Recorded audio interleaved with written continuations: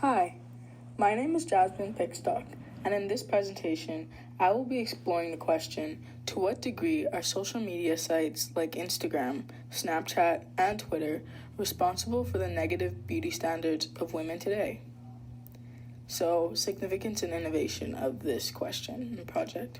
So, really, since the beginning of time, women have really been seen as objects, and women have been forced to just conform to this beauty standard that's been created by men and expected to just be compliant with it.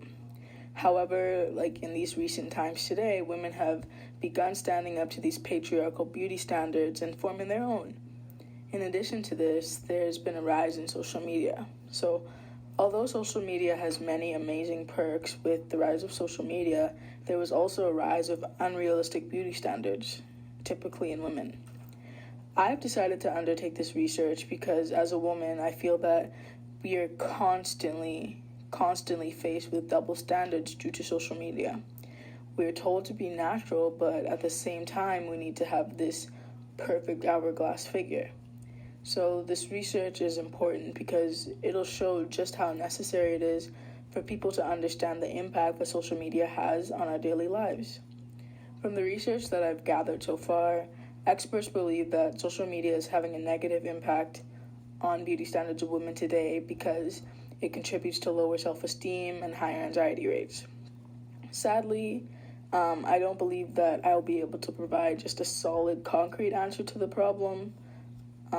However, through my research, I would like to find ways to diminish the problem so that eventually and hopefully we'll end the negative impact of social media on negative beauty standards. So, my background information. So, according to a study conducted in 2016 by BBC, women reported that they tend to compare their own appearance negatively with their peer group and with celebrities. So this study also showed that even hashtags like Fitspo, which are supposed to be inspirational, force people to just compare themselves to other beautiful people represented in the picture and are in turn harsher on themselves. And this is only one study of the negative impact it has on beauty standards, and there are thousands out there. Many other studies concluded the same thing as the BBC study, that social media causes people to compare themselves to others, causing an unhealthy mentality.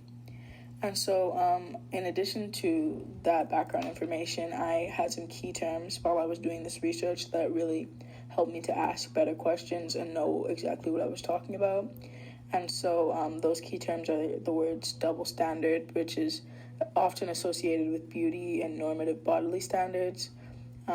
In this case, the double standard is that women are particularly vulnerable to cultural preoccupation with their worth measured against the body. So basically, it's saying that a woman's worth comes from her body, not from who she is or what she does to others, but what she looks like.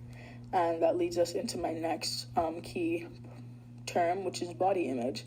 And the body image is a person's perception of their physical self and the thoughts and feelings, positive and negative or both, which result from that perception. So body image really relates to this because social media is taking an attack on body image.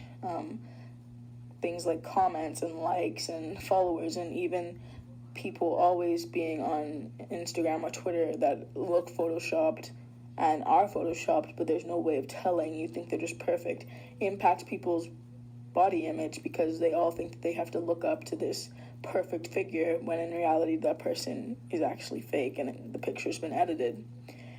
And lastly, we have the beauty standard, which is the socially constructed notion that physical attractiveness is one of women's most important assets and something all women should strive to achieve and maintain. Yeah, so the beauty standard, the body image, and double standard all go hand in hand to create this social construct that women have to have this physical attractiveness in order to bring anything to the table. And those were my key terms and what really fueled my research. So the problem that I'm trying to solve. So many of the most popular social media sites today are Instagram, Snapchat, Twitter, and Facebook, all places where people really deal with this negative impact of social media. So the problem that I am trying to solve is how can the negative beauty standards of women be changed in the digital age? This problem has affected the lives of women everywhere, and some statistics from the Child Mind Institute state that teenagers, especially females, are growing up with more anxiety and less self-esteem. So in my research, my goal was to find a solution to ending social media's negative impact on the way women see themselves. And as I said so before, really this is going to be a really hard problem to just find a concrete solution to. And the research again is just so significant because countless women just struggle with their own image because of what a woman is supposed to be portrayed on social media. And so these unfair beauty standards, typically on Instagram, Snapchat, Twitter, and Facebook, cause this unhealthy mental environment for women. And so finding the solution to this problem is just a social benefit because not only does it help women, but it also will help the mental health of everyone. So to start with a solution and expected outcomes, how will we start solving this problem? Well, first of all, it will not be easy. It will first have to start with a complete reform of the structures of social media. So app creators will have to look over their guidelines and change aspects of their apps that are particularly harmful, but also are the reason why people use these apps and why these apps are making money. So Instagram influencers, Instagram models, these people will really have a problem with a complete app reform because social media is their form of making money. However, some particular parts of these apps, like numbers of likes and numbers of followers, are particularly damaging to mental health.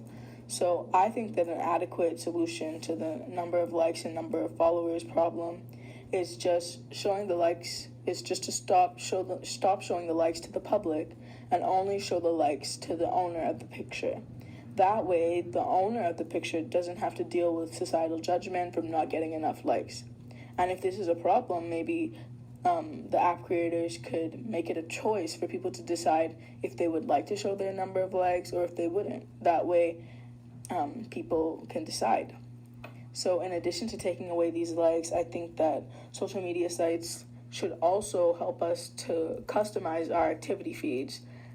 So like, for example, on the Instagram Explore page, the more times that you look up like cooking videos or like cool hacks to do at your house, like your whole Explore page is just becoming cooking pages and house hacks. And so I think that would be really helpful instead of all the time seeing like these perfect women who oftentimes have a lot of surgery or have been photoshopped, which no problem with that. That's their choice. However, it can be negative to a person who's dealing with anxiety and low self-esteem. And by allowing users to choose what they want to see, they can stop seeing like negative gossip outlets and photoshopped images, and it would reduce self-esteem issues because you are truly in control of what you see. And users need to have control over what they see, and although many might think that Instagram already does that, in reality, sometimes we are pressured into following other people due to high amounts of followers or high amounts of likes. So for the beauty standards and for this problem to be solved, I believe that apps and the culture surrounding social media first has to change.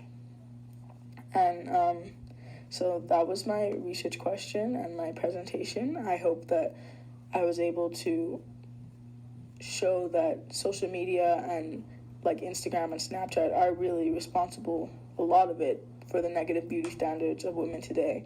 And I hope that maybe one day someone will see this and decide that they're going to take the first step in changing social media culture through eliminating likes and followers. So these are just my works cited, and I hope you enjoyed my presentation. Thank you.